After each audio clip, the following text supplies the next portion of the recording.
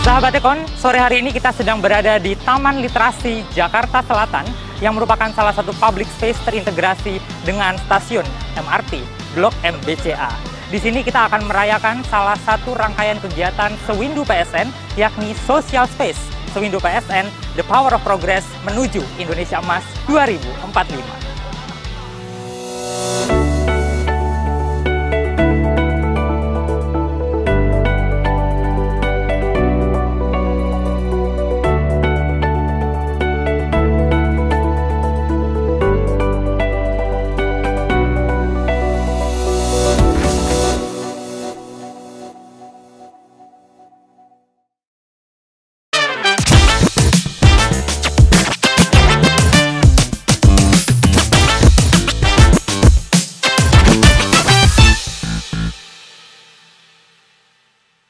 Sahabat Ekon, dalam rangka mengupas mengenai proyek strategis nasional di Indonesia, telah hadir bersama kita Bapak Deputi Bidang Koordinasi Pengembangan Wilayah dan Tata Ruang Kemenko Perekonomian selaku Ketua Tim Pelaksana KPPIP, Bapak Dr. Wahyu Utomo.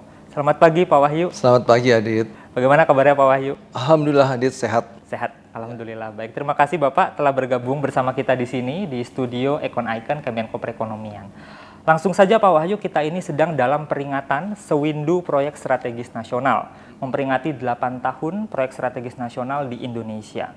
Yang ini tagline-nya adalah The Power of Progress menuju Indonesia Emas 2045. Sebetulnya Pak Wahyu, apa sih makna dari pelaksanaan Sewindu PSN ini? Oke, terima kasih Adit, sahabat Ekon. Selamat pagi, Assalamualaikum warahmatullahi wabarakatuh. Menjawab pertanyaan Adit ya, jadi kita memang sudah sewindu nih. Sejak tahun 2016, di mana pada waktu itu Bapak Presiden kita, Bapak Jokowi, mengeluarkan salah satu program utamanya, yaitu adalah Proyek Strategis Nasional. Sebetulnya Proyek Strategis Nasional ini adalah program-program dan proyek yang dirangkum jadi satu, yang merupakan sebetulnya bagian dari nawacita Bapak Presiden kita.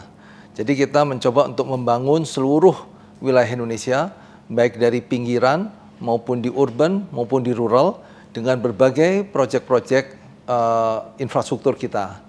Nah, kenapa kita lakukan peringatan gitulah ya, kira-kira 8 tahunnya.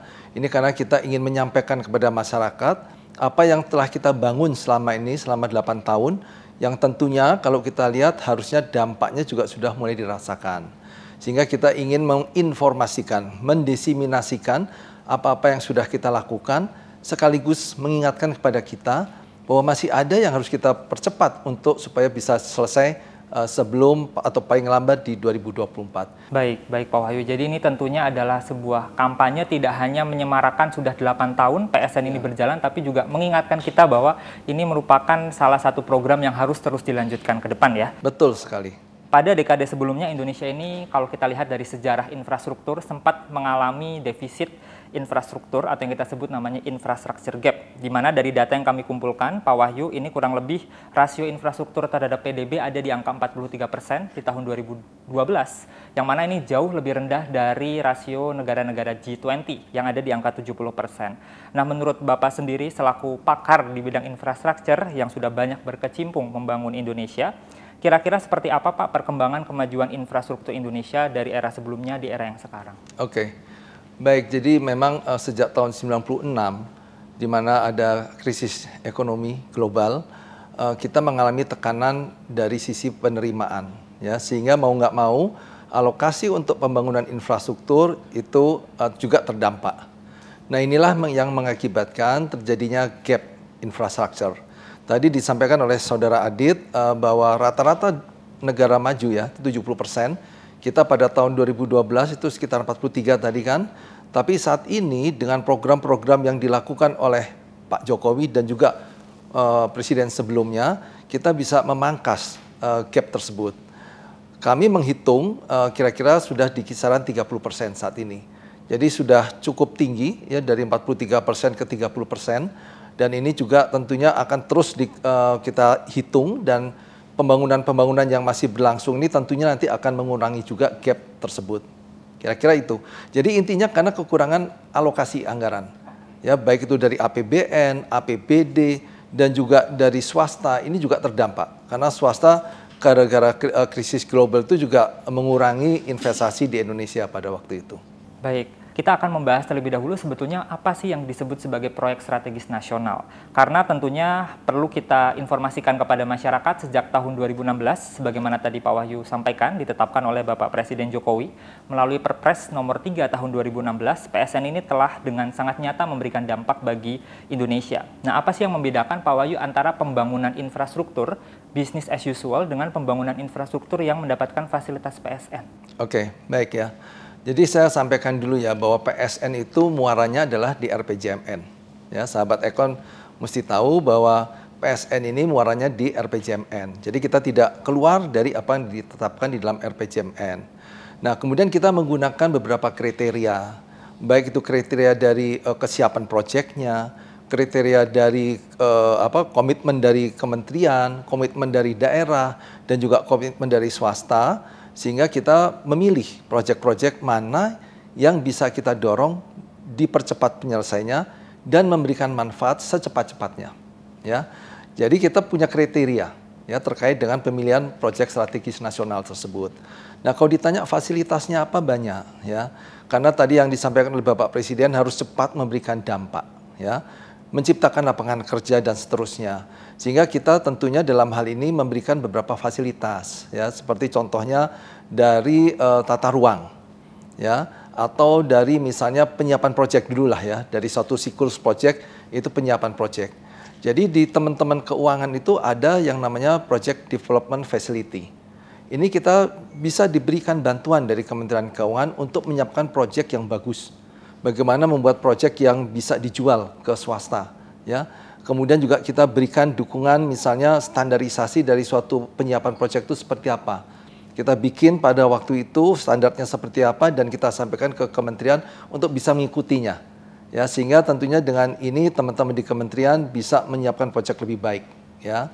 Dan juga bisa ditawarkan ke swasta supaya public private partnership ini bisa dilaksanakan di sektor-sektor tertentu, ya. Yang kedua adalah terkait dengan tata ruang. Tata ruang ini juga, Adit kan juga menangani tata ruang ya. Jadi saya lihat tata ruang ini juga penting. Misalnya ada di kawasan hutan, tapi mau nggak mau infrastruktur harus ada di sana. Contohnya apa? Untuk pembangunan pembangkit listrik atau untuk tower-tower listrik ya, yang atau misalnya gas ya, bukan gas, panas bumi. Ini kan biasanya di hutan ya. Nah ini kita seperti dibikinkan seperti istilahnya dikeluarkanlah dari kawasan hutan tersebut, sehingga nanti pada waktu tata ruangnya direvisi ini tetap dianggap sebagai proyek infrastruktur di luar kawasan hutan. Nah ini kaitannya dengan sana. Kemudian terkait dengan pengadaan tanah ini juga kita bantu dari awal, baik dari proses misalnya penetapan lokasi, kemudian teman-teman di BPN ini ikut terlibat dari awal dari tahap perencanaan. Ini semua kita rubah di dalam undang-undang yang ini menjadi salah satu kunci dalam percepatan proyek strategis nasional. Di samping itu juga dalam hal pembiayaan ya. Pembiayaan itu ada yang namanya gap finding ya, feasibility gap finding. Ini tujuannya apa? Pemerintah bisa membantu proyek-proyek yang penting tapi memang kurang visible dengan memberikan dukungan konstruksi atau feasibility gap funding tersebut ya, VGF. Nah ini adalah fasilitas-fasilitas yang ada di teman-teman keuangan. Apalagi misalnya dalam hal penjaminan. Ini juga kita punya yang namanya AIGF ya atau SME. Ini dalam pembiayaan untuk infrastruktur. Nah jadi banyak sekali yang kita siapkan yang merupakan fasilitas dari PSN tersebut. Kira-kira itu. Baik, sahabat Ekon, tentunya sangat banyak sekali ya Pak Wahyu fasilitas-fasilitas yang bisa mengakselerasi PSN. Seperti yang kita ketahui Pak Wahyu dan juga rekan-rekan sahabat Ekon sekalian, tentunya pembangunan infrastruktur itu tidak hanya keterlibatan satu pihak semata atau tidak hanya satu sektor. Nah, di sini tentunya membutuhkan sebuah peran yang mampu mengkoordinasi pembangunan berbagai infrastruktur yang ada di Indonesia. Di sini PSN dikoordinasi oleh Bapak Menko Perekonomian selaku Ketua Komite Percepatan Penyediaan Infrastruktur Prioritas KPPIP, yang mana di sini Pak Wahyu selaku Ketua Pelaksana KPPIP. Kira-kira sebetulnya bagaimana peran KPPIP Pak dalam mengakselerasi infrastruktur yang ada di Indonesia? Oke, makasih Adit. Sahabat Ekon, sebelum saya menjawab, saya ingin sedikit flashback ya. Baik, boleh Pak. KPPIP itu sebetulnya dulu dibentuk dengan nama KKPPI. KKPPI. KKPPI sama aja, KPI-nya sama semua, tapi beda dia dirubah-rubah ya. Ya. Tapi intinya sama. Hanya di KPPIP ini kita lebih kecilkan jumlah menteri yang terlibat. Ya, jadi ini salah satu upaya juga supaya dalam pengambilan keputusan tidak perlu terlalu banyak menteri diundang di dalam rapat KKPPI kalau dulu ya. Nah, di dalam KPPIP ini kita hanya punya 2 Menko dan 4 menteri yang sangat signifikan atau yang cross sektor yang sangat diperlukan dalam koordinasi dalam percepatan proyek strategis nasional. Memang KPPIP dipimpin oleh Bapak Menko Perekonomian dan wakilnya adalah Bapak Menko Marinvest serta anggotanya yang penting adalah dari Menteri Keuangan, Menteri Bappenas, Menteri ATR BPN, dan Menteri KLHK. Nah, tentunya peran dari KPPIP ini sangat penting. Yang pertama adalah tadi sudah menseleksi proyek ya, untuk ditetapkan sebagai proyek strategis. Yang kedua adalah memastikan proyek-proyek ini bisa diselesaikan atau deliver sesuai dengan target. Dalam perjalanannya pasti ada permasalahan. Permasalahan itu dari perencanaan, dari pelaksanaan, bahkan mungkin nanti dalam pemanfaatan. Ya, nah jadi KPPIP ini melakukan debottlenecking. Pertama tentunya dengan KL teknis akan melakukan identifikasi permasalahannya apa. Kemudian kita analisis permasalahannya dan kita coba sampaikan solusinya seperti apa. Solusi ini mungkin tidak bisa ditetapkan atau diselesaikan di level menteri. Sehingga mau nggak mau harus diangkat ke level presiden. Jadi yang paling penting peran KPPIP adalah satu menseleksi, kedua adalah debottlenecking. Yang ketiga tentunya kita melakukan upaya supaya pemanfaatannya juga baik. Dan satu lagi harusnya adalah capacity building. Karena bagaimanapun juga sahabat Ekon, capacity building ini penting. Ya, jadi tidak hanya infrastrukturnya tapi juga manusianya harus dibangun untuk supaya pemanfaatan infrastruktur ini bisa maksimal. Kira-kira itu yang paling penting peran dari KPPIP. Terima kasih Pak Wahyu. Jadi tentunya ternyata tidak hanya infrastrukturnya saja yang dibangun, juga memastikan bahwa infrastruktur ini bermanfaat, deliverables ke masyarakat dan dampaknya benar-benar bisa dirasakan oleh masyarakat. Itulah tadi mungkin beberapa manfaat KPPIP. Selanjutnya kita akan masuk ke pertanyaan sejak 2016 Pak Wahyu terkait dengan perkembangan PSN yang ada di Indonesia. Sebetulnya sudah seberapa banyak sih PSN yang telah selesai dan juga beroperasi dan manfaatnya dapat dirasakan oleh masyarakat? Oke, sahabat Ekon, sejak 2016 kita sudah menyelesaikan sampai Mei ya, awal Mei, itu sebanyak 156 proyek strategis nasional yang sudah selesai dan beroperasi. Dengan nilai kira-kira sekitar 1.080 triliun rupiah. Masih banyak proyek yang dibangun, belum tuntas tapi sudah beroperasi sebagian. Masih ada juga proyek yang sedang dibangun, belum beroperasi, tapi ini paling tidak kalau sudah konstruksi harusnya bisa diselesaikan. Ya. Dan memang masih ada beberapa proyek yang masih dalam tahap penyiapan atau tender. Kalau sudah tender, ini harusnya kalau begitu dapat financial closing harusnya nggak masalah. Tapi yang dalam tahap penyiapan ini yang akan kita evaluasi lagi. Nah, jadi memang beberapa proyek yang sudah selesai, ini bisa dilihat ya. Mungkin Trans Jawa. Tol Trans Jawa ini sangat penting ya, di mana menghubungkan dari Jawa sampai Jawa Timur. Memang ada sebagian sedikit yang belum tuntas, yaitu adalah yang dari Probolinggo sampai Banyuwangi ya. Tapi Bapak Presiden tetap mengharapkan ini harus diselesaikan. Bangun infrastruktur tidak bisa hanya 1 tahun, 2 tahun. Tapi ini menjadi komitmen agar supaya bisa diselesaikan sehingga nanti dari ujung Jawa, Barat maupun yang Timur bisa tersambungkan. Ini adalah salah satu yang penting karena apa? Karena ini akan sudah dapat mengurangi logistik cost. Kita tahu teman-teman sekalian, sahabat Ekon, koridor industri kita tuh banyaknya di Pantura. Ya. Nah ini tentunya manfaat ini akan dirasakan oleh para pemain industri yang berada atau dekat dengan jalan tol tersebut. Bahkan kalau kita lihat di timur, di Jawa Tengah, Jawa Timur, kemungkinan juga kawasan-kawasan industri akan mencoba mendekat ke akses jalan tol. Nah inilah yang menyebabkan manfaat dari infrastruktur jalan tol itu sudah mulai dirasakan. dari sisi penurunan logistik cost.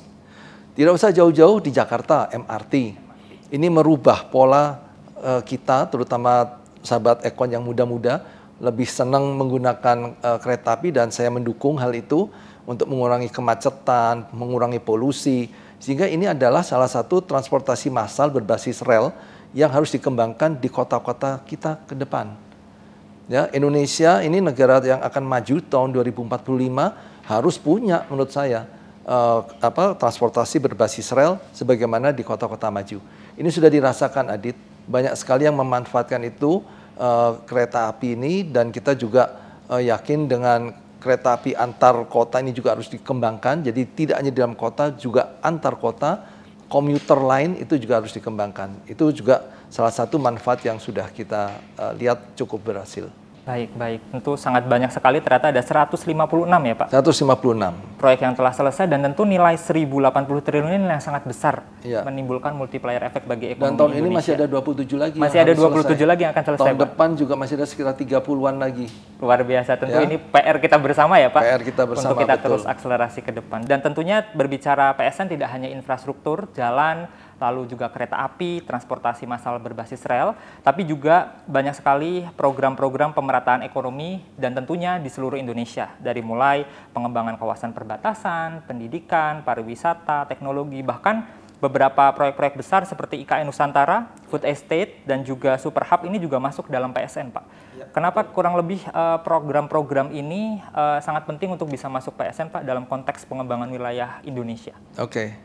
Jadi gini ya, infrastruktur dibangun itu harus memberikan multiplier effect yang maksimal. Kalau kita tidak bangun wilayahnya, regionalnya, ya itu akan sangat katakanlah marginal manfaat dari infrastruktur tersebut. Sehingga kita melihat bahwa pengembangan kawasan industri ini adalah kawasan industrinya harus dikembangkan memanfaatkan infrastruktur yang sudah ada. Itu sebagai contoh ya. Dan itu di mana lokasinya? Pasti di daerah. Makanya kami memasukkan program pengembangan wilayah yang ada di Jawa Barat, Jawa Tengah, dan Jawa Timur. Dan ini juga sesuai arahan Bapak Presiden, sahabat Econ. Di Jawa Barat ada beberapa program seperti di Rebana, ya. Kemudian juga kita membangun infrastruktur yang ke arah selatan Jawa Barat dalam rangka untuk mengangkat ekonomi di selatan Jawa Barat supaya bisa paling tidak mendekatilah yang di utara, ya. Jadi berapa kawasan-kawasan industri ini harus dikembangkan. Demikian juga di Jawa Tengah ya. Di Jawa Tengah itu yang namanya di daerah Semarang, kemudian ke arah Solo, ini adalah koridor-koridor yang nanti akan dikembangkan. Jadi kita sudah membuat suatu program di dalam pengembangan wilayah di Jawa Tengah untuk kawasan industri dan juga pariwisata. Di Jawa Timur juga demikian ya. Jadi saya pikir program-program yang di Jawa itu ke sana. Untuk misalnya di Sulawesi, ini kita kembangkan dengan hilirisasi. Nilai tambah juga harus diambil oleh kita sebanyak mungkin. Kalau selama ini kita mengekspor yang bahan mentah, maka ke depan harusnya kita bisa memanfaatkan barang mentah itu dan diolah di kawasan-kawasan industri yang sudah kita siapkan. Contohnya apa? Di kawasan ekonomi khusus di Gresik. Ini smelter yang di Papua, Freeport, ini sudah kita taruh di sana. Karena infrastrukturnya juga sudah baik ya, dan tentunya nilai tambah yang akan kita dapatkan akan lebih besar. Sulawesi itu kemarin pada waktu pandemi, dia mencapai peningkatan dampak ekonomi yang signifikan ya. Jadi ini karena program hilirisasi yang menurut saya ini sangat jitu diambil oleh pemerintah ini untuk mengambil sebanyak mungkin nilai tambah tersebut. Kira-kira itu. Baik Pak Wahyu, masih terkait dengan PSN, tentunya ini bukan pekerjaan yang mudah Pak, karena banyak sekali challenge, tantangan dalam mewujudkan PSN yang ada di Indonesia, dari mulai permasalahan pengadaan lahan, lalu juga tentunya pembiayaan yang tadi Bapak sampaikan di awal, serta manajemen proyek yang perlu dipastikan kelancarannya. Nah, terkait pengadaan lahan ini Pak, konsep seperti apa yang ditawarkan pemerintah untuk mengakselerasi pembangunan tapi juga tetap memastikan adanya kesejahteraan masyarakat di lokasi PSN ini? Oke, baik. Jadi sahabat Econ ya atau pemirsa nantinya terkait dengan tanah ini merupakan kunci ya. Nggak ada bangun infrastruktur yang nggak butuh tanah. Intinya itu. Mau bikin satelit tetap aja butuh tanah untuk membangunnya, benar ya. Jadi saya pikir tanah ini menjadi kunci, ingredients yang utama dalam pembangunan infrastruktur. Oleh karenanya sebetulnya kita dalam undang-undang tentang pengadaan tanah itu sudah ada nomor 2 tahun 2012 ya. Di mana di situ sudah kita coba upayakan bagaimana mempercepat. Langkah tahap-tahapannya kita persingkat ya. Waktunya juga kita atur di dalam undang-undang tersebut. Siapanya juga sudah. Jadi ada 4 tahap dalam pengadaan tanah ya. Dan ini sudah siapa yang bertanggung jawab di masing-masing tahap ini sudah jelas di dalam undang-undang tersebut. Nah, yang kedua adalah kita menggunakan yang namanya independent appraisal. Jadi kita tidak dengan harga market, tidak dengan NJOP. Kita berikan yang namanya independent appraisal ini ya untuk dengan standar tertentu untuk menghitung layaknya berapa masyarakat mendapatkan ganti untung ya. Gimana pun juga rekan-rekan sekalian, sahabat Ekon, adalah pasti masyarakat yang terdampak ya demi pembangunan nasional, tapi kita juga tidak ingin mengurangi haknya dia yang terdampak ini. Sehingga di dalam rumusan perhitungan berapa ganti yang harus diberikan, itu ada ganti untung istilahnya kita. Dan itu independent appraisal yang akan menilai. Sekiranya masyarakat nggak terima, kita bawa ke pengadilan. Silahkan pengadilan mengeksersis apakah harganya masih dianggap terlalu rendah atau bagaimana. Ada waktunya juga. Kalau sudah ada putusan pengadilan ya kedua belah pihak harus menerima. Kalau misalnya harganya terlalu rendah, pemerintah harus mengganti. Ya. Tapi kalau harganya sudah tepat ya masyarakat juga harus bisa menerima. Itu yang pertama. Yang kedua adalah pemerintah untuk mempercepat membentuk Elman, Lembaga Manajemen Aset Negara, di mana seluruh proyek strategis nasional itu dapat menggunakan dana Elman yang disediakan oleh Kementerian Keuangan setiap tahun. Nah, di sini peran KPPIP apa? Peran KPPIP melakukan penelaahan lebih mendalam dari masing-masing KL, berapa butuh tanahnya. Kita nanti kemudian melakukan analisis dan kita sampaikan ke Elman, agar Elman punya dasar berapa alokasi untuk masing-masing sektor. Itu semua KPPIP yang melakukan koordinasinya, Adit. Jadi saya pikir dari sisi legalnya sudah ada, dan di dalam Undang-Undang Cipta Kerja juga kita perbaiki ya. Kita perbaiki semuanya, termasuk juga dalam penlok itu kita berikan langsung 3 tahun, tidak 2 tahun gitu ya. Kemudian juga dari sisi tanggung jawabnya jelas, sisi penggantiannya juga ganti untung, kalau Pak Menko ingat pada waktu kita itu ya. Istilahnya sudah menjadi ganti untung ya. Ganti untung, ganti rugi lagi, bukan ganti rugi. Dan yang paling penting adalah Elman. Gitu. Memang rekan-rekan sekalian, sahabat media, yang diperlukan adalah dari kementerian lembaga dalam menyediakan dokumen penggantian itu harus lengkap. Nah ini memang beberapa itu ya sistem pertanahan di kita ini macam-macam ya. Dokumen tanah itu macam-macam. Nah ini yang kadangkala agak menghambat prosesnya, tapi intinya kementerian, lembaga, kementerian teknis, kementerian keuangan melalui Elman, dan kita selalu mengupayakan yang terbaik buat masyarakat. Oke, baik, terima kasih Pak Wahyu. Jadi tentu udah banyak sekali terobosan yang dilakukan tadi yang disampaikan oleh Bapak Wahyu terkait dengan permasalahan pengadaan tanah di Indonesia, dan sekali lagi pemerintah berkomitmen untuk mengganti untung tanah-tanah masyarakat yang berada di proyek-proyek PSN, dan tentunya proses independent appraisal dan juga hadirnya lembaga Elman ini sangat membantu dalam proses pengadaan tanah. Satu ya, saya ingetin ya, apa, Pak? Yang terdampak bukan hanya masyarakat, bukan hanya masyarakat, ternyata. Menteri PU pun terdampak. Menteri PU pun terdampak di dalam proses pembangunan becak kayu. Tol becak kayu. Rumah beliau tuh dikenakan jalur karena udah nggak bisa lagi digeser. Ya mau nggak mau menterinya menerima ganti untung. Iya, ganti gitu. untung. Bahkan menteri pun juga bertanggung jawab pada proyek tol itu sendiri. Iya, terdampak proyek tol becak kayu. Iya. Baik. Selain masalah pengadaan lahan, satu lagi Pak Wahyu yang mungkin perlu kita kupas rekan-rekan sekalian, yakni adalah terkait dengan pendanaan atau pembiayaan infrastruktur, yang tentu ini juga tantangan di masa depan. Kira-kira sebetulnya proyek-proyek PSN ini supaya tidak membebani APBN, sudah ada alternatif atau terobosan apa saja, Pak Wahyu? Baik.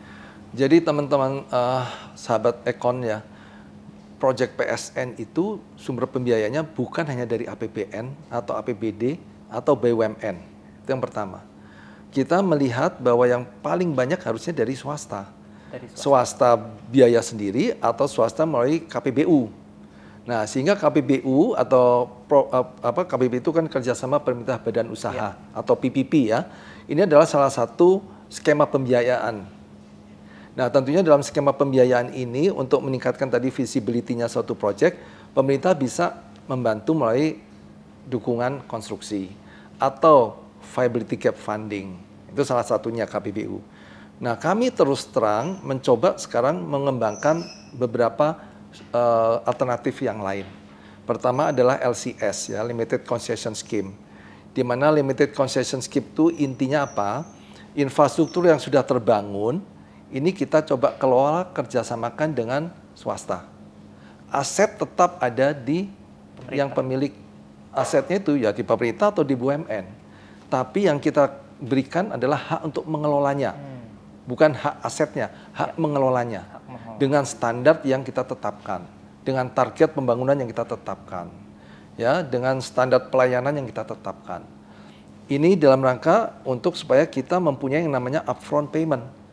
Jadi kita berikan haknya untuk mengelola, tapi dia harus membayar yang namanya upfront payment. Itu yang namanya LCS untuk beberapa waktu tertentu. Sehingga upfront payment ini nanti akan masuk ke dalam suatu badan, entah BLU atau apa yang nanti akan dibentuk oleh keuangan, yang ini menjadi sumber pembiayaan untuk pembangunan infrastruktur yang lain. Itu satu. Yang kedua adalah land value capture. Tentunya land value capture ini juga aturannya belum ada ya. Kalau LCS ini sudah ada tapi kita revisi. Karena gara-gara COVID ini kita revisi. Baik, Pak Wahyu, ini sekarang kita sudah 2023, setahun lagi 2024. Ya. Periode pemerintahan Kabinet Indonesia Maju periode kedua akan segera berakhir. Dan tentunya masih ada tantangan untuk mempercepat dan mewujudkan PSN-PSN yang masih belum selesai. Kira-kira seberapa optimis Pak Wahyu untuk PSN ke depan dan strateginya seperti apa? Oke. Pertama, kalau kita berkoordinasi baik, insya Allah itu akan bisa kita selesaikan sama-sama. Ya. Kalau sendiri-sendiri ada ego sektor itu susah. Baik. Itu akan merepotkan kita, akan perpanjang waktu segala macam. Ya. Tapi dengan adanya Undang-Undang Cipta Kerja, ini adalah salah satu bentuk ya, gimana kita bersama-sama menyelesaikan masalah di masing-masing kementerian dan kita masukkan dalam satu undang-undang yang sama, ya, yaitu Undang-Undang Cipta Kerja. Yang kedua tentang programnya apa masih jalan atau tidak, kan Anda tanya gitu ya. Sahabat Ekon, dalam menyusun RPJMN itu kita mendapat masukan dari daerah maupun dari, jadi bottom up maupun top down. Itu kita masukkan di dalam RPJMN. Dan kita yakin ini adalah satu proses yang menyeluruh, komprehensif, dan melibatkan sejarah atau historical sebelum-sebelumnya. Kontinuitas. Nah, sustainability. Jadi saya lihat ya, proyek-proyek yang masuk dalam PSN, ini adalah proyek-proyek unggulan yang sudah kita yakini sama-sama seluruh elemen bangsa ini bahwa ini adalah proyek yang harus diteruskan.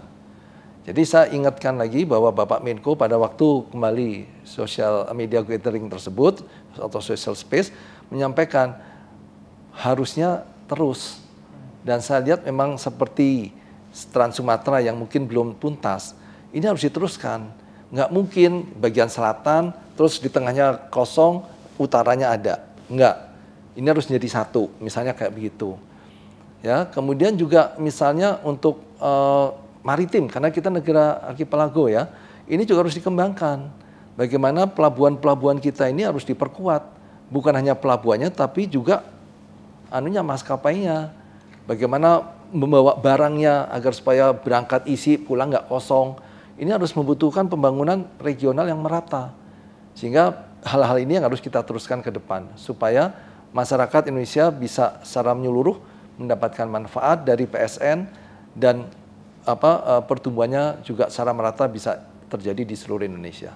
Saya masih ada satu pertanyaan terakhir untuk Pak Wahyu. Ini terkait dengan penyelenggaraan Sewindu PSN yang ini memperingati 8 tahun adanya PSN di Indonesia, menyongsong Indonesia Emas 2045. Tentunya Indonesia Emas 2045 ini nanti ke depan akan banyak kawan-kawan generasi muda yang memimpin Indonesia di masa mendatang, Pak Wahyu. Nah, mungkin Pak Wahyu boleh disampaikan harapan-harapan kepada rekan-rekan kita, sahabat Ekon generasi muda, seperti apa untuk melanjutkan infrastruktur ke depan. Karena ini pondasi yang saya rasa sangat penting ya, untuk kemudian menciptakan kemajuan bangsa dan negara. Silakan Pak Wahyu. Oke, pertama adalah saya yakin bahwa hubungan antara infrastruktur dan ekonomi itu sangat erat. Ya, itu terbukti. Di masa pandemi kita tetap membangun. Industri tetap berjalan, manufacturing tetap berjalan. Sehingga kalau kita lihat indikator-indikator ekonomi menunjukkan bahwa kita bisa cepat pulih ekonomi kita sejak pada waktu kita awalnya COVID kita agak turun, tapi kita bisa cepat recovery gitu ya. Itu yang pertama. Jadi saya yakin infrastruktur dan ekonomi ada kaitannya. Ya. Yang kedua adalah kembali lagi rekan-rekan yang muda-muda ini sudah saatnya mulai mempersiapkan diri, ya. Mempersiapkan diri itu apa? Sumber daya manusianya itu harus ditingkatkan. Baik itu yang vocational maupun yang expert itu harus mulai ditingkatkan. Saya ingat ya, Korea pada waktu itu berapa coba persentasenya doktor di sana. Orang Korea itu pokoknya sekolah terus sekolah ya, sehingga dia bisa maju sebagai negara maju. Nah, kita juga demikian. Kita ini dengan penduduk 280 juta, coba hitung berapa yang S1, berapa S2, berapa persen yang S3. Jadi peningkatan sumber daya manusia ini penting. Mumpung teman-teman masih muda, mumpung masih masalah keluarga belum terlalu banyak, gitu ya, beban keluarga belum terlalu banyak, otak kita masih jernih, sekolah itu penting. Dan Kementerian Keuangan sudah punya LPDP kan, manfaatkan dululah itu LPDP itu sebanyak mungkin, ya, untuk meningkatkan kapasitas kita masing-masing. Nah, setelah itulah baru, tapi gini, kita harus punya juga warna, ya, harus punya warna. You mau masuk apa? You mau masuk apa? Itu harus diatur sebetulnya. Sehingga nggak nanti akhirnya yang pintarnya di satu sektor aja, enggak. Harus menyeluruh. Karena kita membangunnya secara menyeluruh. Nah, jadi kalau saya ngelihat bahwa yang kita harus lakukan adalah kita menyiapkan diri kita yang muda-muda ini untuk menjadi pemimpin ke depan. Ini pasti nggak akan lama menurut saya perpindahan dari generasi saya ini ke yang lebih muda. Tapi yang penting harus siapkan kemampuan kita, siapkan attitude kita menjadi negara yang maju. Ya, ini juga penting menurut saya untuk supaya kita bisa menjadi negara maju menuju Indonesia Emas 2045. Baik, luar biasa sekali. Tentu tadi mungkin quote yang bisa saya ulas lagi dari Pak Wahyu, kita harus mempersiapkan attitude kita untuk bisa menjadi negara maju. Salah satunya melalui pendidikan, kerjasama antar pihak, dan tentunya masing-masing dari kita harus memiliki spesialisasi yang nanti tentu akan banyak kolaborasi ke depan dalam rangka memajukan infrastruktur di Indonesia. Baik, rekan-rekan, sahabat Ekon sekalian dari berbagai tempat di Indonesia, usai sudah perbincangan saya dengan Bapak Wahyu Utomo, Bapak Deputi Bidang Koordinasi Pengembangan Wilayah dan Tata Ruang selaku Ketua Tim Pelaksana KPPIP.